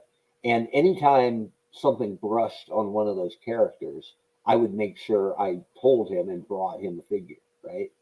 If Bomb Strike got a new fig, I'd run it down. And then I remember in Larry's book, out of nowhere, Bomb Strike just appeared in like a 3-issue arc. Mm-hmm. And I remember, I forget if it's the first issue, maybe it's the second one, but in the second one, the last pages, she gets shot in the friggin' head, right? That's the cliffhanger, is shot in the head. And she survives because she's a Joe, you know. That's how that goes, yeah. Like as realistic as Christian Slater walking off the eyeball gunshot in True Romance. But I digress, as the lovely Elizabeth heads upstairs. There you go. Oh, look, we got a shadow. It's nice. I remember I had brought, I think it was in the second issue. So I had brought him the first issue. I'm going, hey, cool. Bomb Strikes in Larry's book. Now look at this. It was like, here's a tag. Here comes Smash. Axe goes out. Here comes Smash. Hot tag. Right? And it's Fists of Fury in the living room. The dog never saw it coming. Anyway, I brought him the first issue and said, hey, Bomb Strike was in Larry's book. I didn't know that was going to happen. And we got extra copies. And he was like, hey, cool. Thanks for thinking of me, Mark. And then I got the second issue and I'm like, oh my God. Because I think Blackout is named after Dwight's brother. Dwight is Barrel Roll, the name at least. I think the likeness too. But Blackout's his brother. I don't think they have a sister. Like Bomb Strike is named after one of Dwight's daughters. So when I get the second issue and it ends with the Joe named after, if not sculpted, sculpted, his daughter was super young then, but probably blonde. And I'm like, I don't know what I'm going to do here. And then I pass him in the hall like a couple weeks later, still wrestling with it. He was like, hey, man, did that new Bomb Strike issue come out yet? Your daughter gets shot in the head, Dwight. It's not my fault. And that's another thing. While I got to edit or soft edit the Joe books before they went final, never on Larry's book. No. They said, nah, we're good. And I'm like, okay. And I wouldn't have been, I'm going to edit Larry Hama, right? But there was an issue where it was backstory of Stalker, and he was back home in Brooklyn. And right. When I flipped to that, I'm like, oh, I would have caught that. And then in a recent issue, when they were doing a throwback to a Vietnam story, there was a guy in the original LERP crew who got killed, whose name was Brooklyn. And because Larry based a lot of his original characters off guys he served with or knew, I think he knew, I'm just pure conjecture, but I think he knew a ranger that he based Stalker on who was from Brooklyn. Mm-hmm. And he changed it, or someone changed it to make it Detroit. That was the one time I looked at a book and went, oh, I would have caught that. Yeah. I would have caught that, and I assume he would have been grateful. But yeah, I never touched Larry's book. So long story long, Dwight Stahl worked on Joe. Michelino, just go by Mick. His last name's Michelino. who was Agent Faces in name and sculpt, was a designer on Joe for a while. He did some of the real blocky, like 4x4 vehicles that came out for a while. They were like little bricks, kind of. And he's still at Hasbro and a design manager, director, or something like that. But beyond that, it was not a sought after job. It just moved around a ton in those years. So basically, if you ever see Dwight Stahl, maybe ask him, I guess. Yeah, ask him who came after, and he didn't dislike Joe. I don't think he wanted to get off of it. But when Hasbro landed Marvel, that was a good gig. That's still is a good gig. Sure. But when they first landed it, like, yeah, that's where you wanted to be. And obviously, it's worked out real well for him. Hooded Cobra Commander 788 says first wave of O-ring figures will be 5 color variations of Dr. Mindbender version 2. So there you go. Complaints can be directed to Brian at hcc788.com. You heard it here first. Doesn't mean it was accurate, but you heard it here first. Oh. Next animal pack will be Shipwreck and Giant Polly from Cobra Claws are coming to town. There you go. I think Travis Moody was pushing that online this week. Shout out Travis Moody. Sure. I think that would be a terrible idea, but you know what? I don't know any more than he does. So no, he was kidding, but it was funny. He had like. Well, good then. I feel a little better then. All right. He had screenshots of it. It was very tongue-in-cheek. Okay, good enough. Good enough. I think we're coming to the end of questions. He's a big AEW fan, so he likes things that don't look real. Man, so bitter. So bitter tonight. I got a soapbox. I'm telling you. I got 17% more airtime this week, so. Now we have classified Crocmaster coming. Can his Earthborer be far behind? Hopefully, yes. But I go for a Buzzbore. I'm in on a Buzzbore. Right. Or a Pogo. It's funny because I bypassed both of those as a kid. Nope, don't need them. So why don't we go ahead and roll into shout outs. Oh. Get some shouting out going. Makes sense. Do I get to go first? You get to go first. I got to pitch it to somebody. So I'm shouting out because we got a good vacation coming up. I'm going home to Bend, Oregon, for the homeland.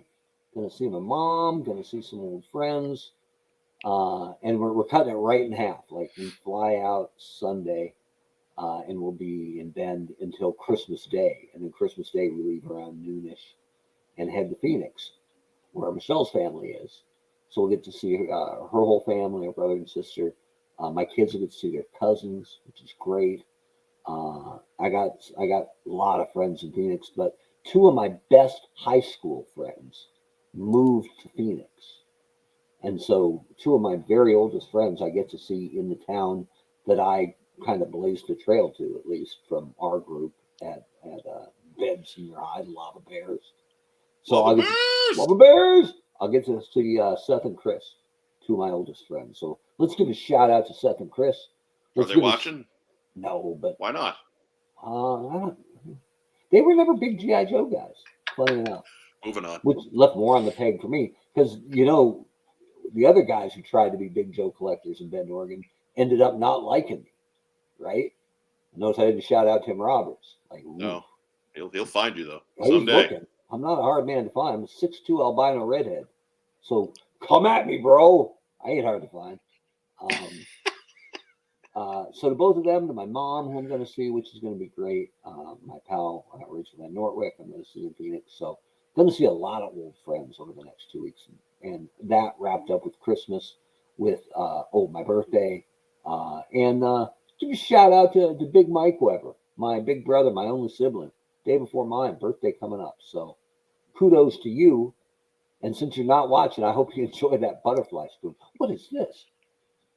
They're back. Happened so fast you can't even talk about it. No. While we got you here, Webb, you get anything in this week?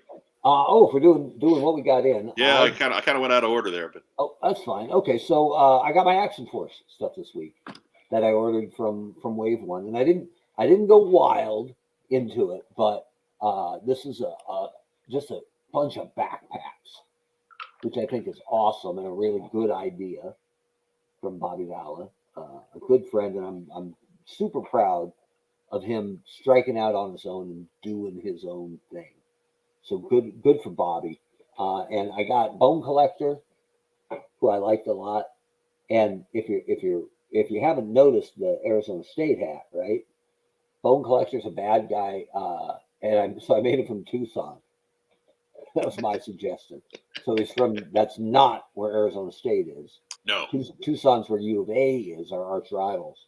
And all their graduates, or the few people who managed to graduate from that tech school, come up to Phoenix to find work and then tell us how much Phoenix sucks and how Tucson's the best. So, Tucson's made of Adobe, which is interesting because it's a building block, not a software. And then from Hasbro Pulse, lots of people have this already, but I got Get your Zartan. got my Zartan, and I haven't even busted the seal yet, so it's still minty fresh. But Just go ahead and slide it in the freezer. that's it. Oh, and another thing, while I'm giving pub to Bobby Valla, if you were one of the first 400 some backers, you got a gold Steel Brigade head, which is cool.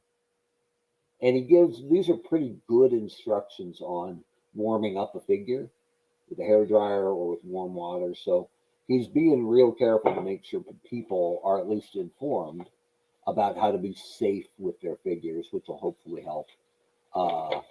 And then, all noisy here, but he has like a thanks for joining Action Force. And that's not a stamp, that's a signature. So, he's doing it up. And I saw a guy not really complaining, but showing a warning that he tried when he put one of the M16-ish guns in a guy's hand and tried to move the stock to the inside, like we talked about with Beachhead a little bit in an upcoming episode. Foreshadowing. Oh, here she goes again. The stock broke. And so he was warning people, hey, Bobby told us that he was going with a little more rigid plastic because he didn't want bendy weapons. But that also means be careful, they can snap. And he wasn't being mean, he wasn't being a jerk, he was just putting it out there. Sure. And down in the thread, not an hour later, Bobby already said, contact me, I'll get you a new gun. So, cool. I think he's doing a lot of things really, really well. So, that was my big win this week, was Bone Collector and some Action Force backpacks. I got nothing from Action Force yet. I think I'm due tomorrow. What do you have a bunch coming, or a few, or a couple? I honestly don't remember. It's 3 or 4 of them. I kind of picked and choose. Like I got in early, and then I think I added a Sarge through CrowdOx, and I think another figure later on through CrowdOx. So I started small and just added as we went. I have a Sarge coming, but I got him through Big Bad, so Okay. it might be a little while. But yeah, I like pretty much. There isn't a single figure he put out that I looked at and went, nah, I don't need that. But they were all kind of equal cool to me, other than Bone Collector. I thought Bone Collector was head and shoulders, at least from that wave one. So that's why he's my first Action Force. Agreed. I'm pretty sure he's in the mix that I got to. Pride of Tucson. Might be Miles Simon's son, because he's got a lot of kids down there. Taking the gloves off today. In his defense, if you were the king of Tucson like Miles Simon was for a couple of years, there ain't much to do in Tucson. So. Well, fair enough. Fair enough. But what I got in is actually directly related to shoutouts, so I'll just roll right into shoutouts. I got them written down. Of course, we want to give a shout out to our fine sponsors at Kokomo Toys. We'll give the theme song Kokomo Toys. Kokomo Toys. I know last week we promised you details on a giveaway.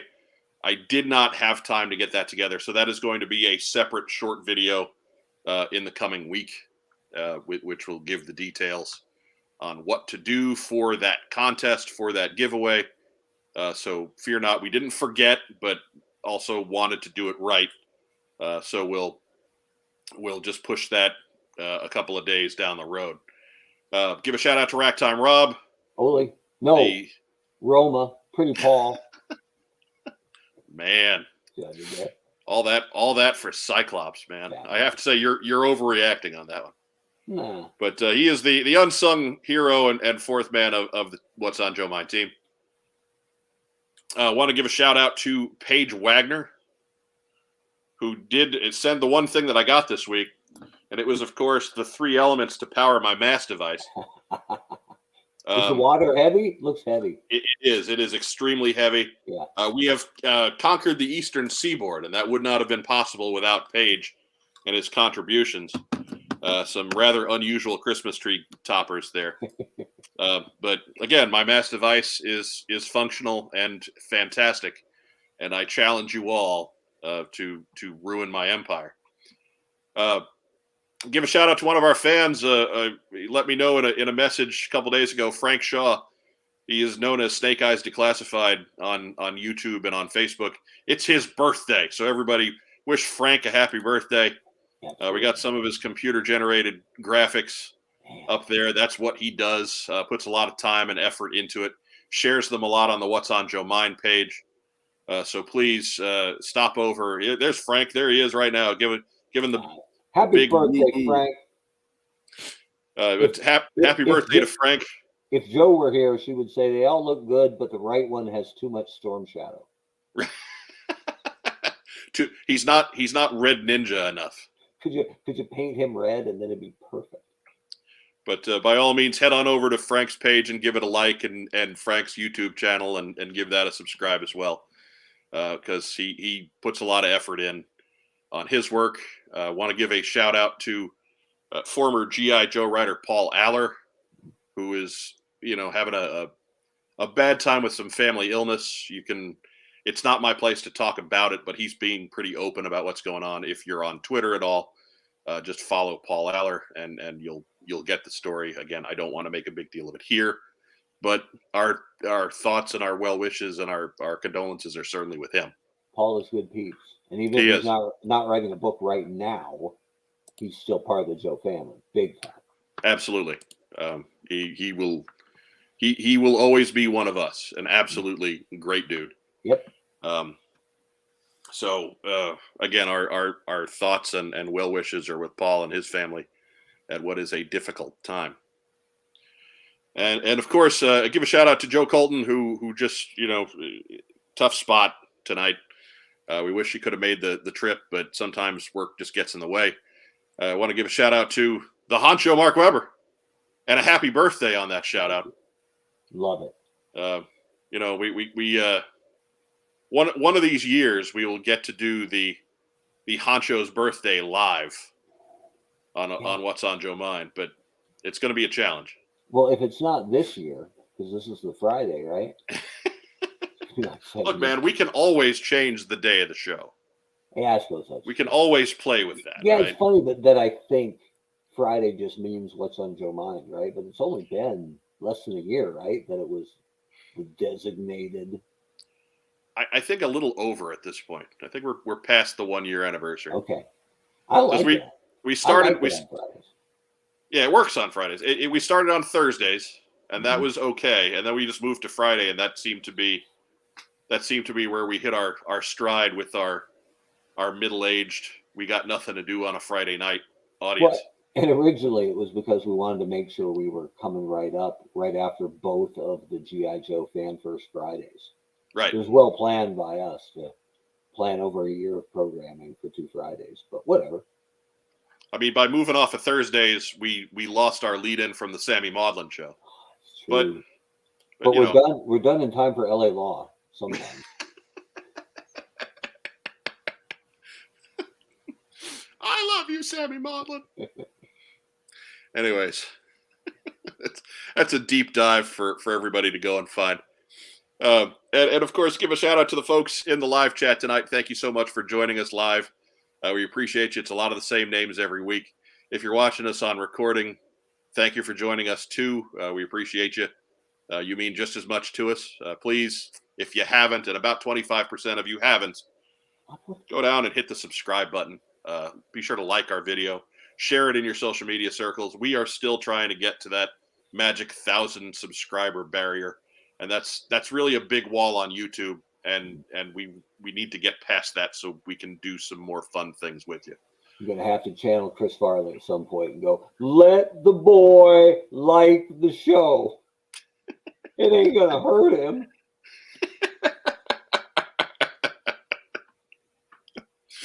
But that's all we got for tonight. Thank you so much for joining us here on What's on Joe Mind. Be sure to take some time and get together with your loved ones in this holiday season and wish them the best as well. Lots of love going out to everybody out there for a safe and happy holiday and a Merry Christmas. And if you're traveling like me, mask it up, man. It is bad out there. And yeah, I don't think anybody's not traveling because of COVID. But yeah, it's getting bad again. Yeah. And it's the same old deal. And it's simple preventative measures that we should have been doing all along and got kind of lazy on. So if you haven't gotten your vaccination, please go ahead and get your vaccination. If you're eligible for a booster, get yourself signed up for a booster. And if you got to be out in a crowd at all, any size of crowd, just wear a mask. Maybe you don't have to do it around your family, but if you're out shopping and picking up those last minute gifts, wear your mask at the store, and let's get a handle on this for finally, please. It's been 2 years. I'm tired. I don't want to stress out going to the grocery store anymore. Yeah. And let's be honest, you're probably not as good looking as you think. And if you are, you're making us uggos feel bad. So I mean, you certainly ain't as good looking as this. So I mean, that's the money. We do have What's on Joe Mind masks available on our TeePublic store. So head on over, get yourself a What's on Joe Mind mask if that's what it takes. Yeah. Get yourself a What's on Joe Mind mask and let's get this thing taken care of and knocked out. But for my co-host Mark Weber, I'm Mike Irizarry. Thanks so much for joining us tonight. Have a Merry Christmas. We'll catch you on the flip side right before New Year's for another episode of What's on Joe Mind.